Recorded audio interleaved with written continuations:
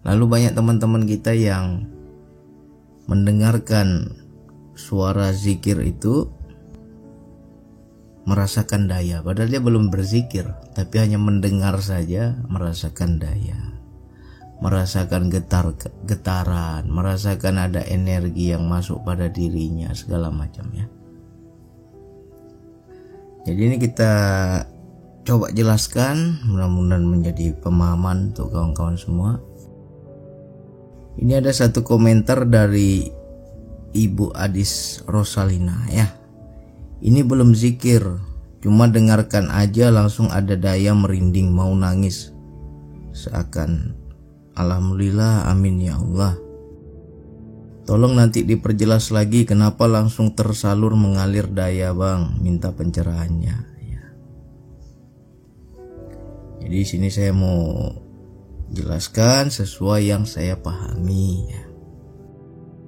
Kemarin di TikTok juga ada yang bertanya tentang kesadaran ruh ya.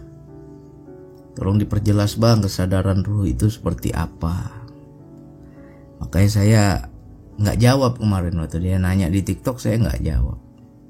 Tapi sekarang saya jawab di YouTube. Ya mudah-mudahan teman-teman yang sudah mengamalkan zikir napas lebih paham ya.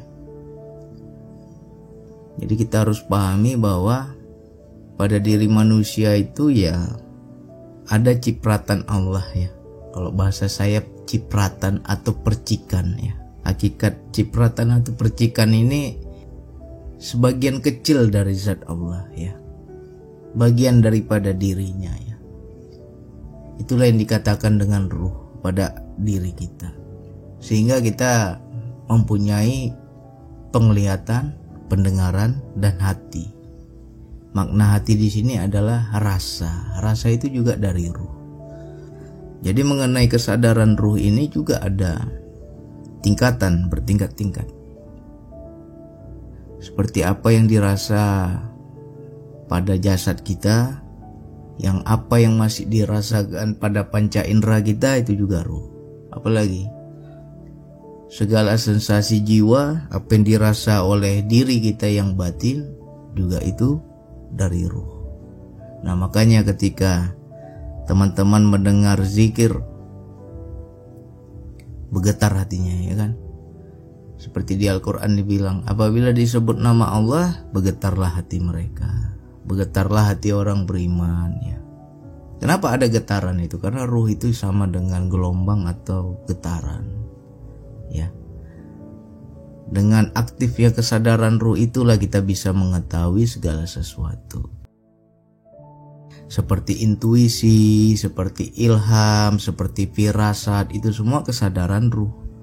Kalau sudah aktif itu ya kita mengetahui sesuatu yang ibaratnya tanpa diajarkan tapi datang sendiri, paham sendiri ya. Yaitu karena sudah dengan pengetahuan Allah ya. Karena ada pada diri kita. Jadi kalau mengenai kesadaran ruh ini gimana bang? Apakah saya udah sampai di situ bang? Apakah saya udah pernah merasakan bang? Kita pernah merasakan. Mungkin kita aja yang gak paham ya. Seperti teman-teman ketika mendengar azan ada getaran di hati. Itu juga ruh ya. Itu juga kesadaran ruh ya. Ibaratnya frekuensi, ibarat gelombang radio, kalau frekuensinya sama ya suaranya sampai. Frekuensinya sama ya apa yang disiarkan di radio itu juga sampai. Nah timbullah yang dikatakan getaran-getaran gelombang ya kan. Sehingga kita merasa merinding, merasa bergetar, kita merasa ya sedih, gak tahu dibilang sedih karena apa ini. Hanyut kita pada rasa itu. Itu juga kesadaran ruh ya. Itu masih wilayah jasad itu. Kalau getaran-getaran itu masih wilayah jasad. Lantas bagaimana bang kesadaran ruh yang sudah di jiwa? Kesadaran ruh yang sudah di jiwa ya ini akan kita tempuh, akan kita dapatkan ketika kita bermeditasi atau berzikir ya. Ketika kita berzikir teman-teman ada merasakan sensasi seolah-olah itu saya seperti naik roller coaster ya. Suatu kereta yang sangat cepat melesat. Apalagi saya seperti naik pesawat antariksa bang, melesat ke atas bang.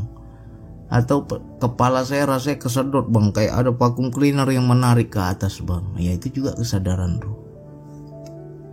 Dan itu sensasinya di jiwa, sensasi di dalam diri, bukan bagian jasad lagi tuh. Itu sudah wilayah, kalau kita bilang ya perjalanan spiritual. Kita dalam melakukan perjalanan, kalau yang zohir ya kita naik kendaraan, kita naik mobil, kita naik kereta api, ya kan.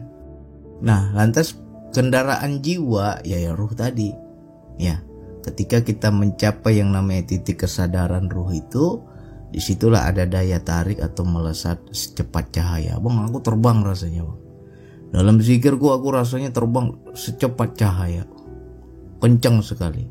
Itu kesadaran ruh, itu kendaraan bagi sang jiwa.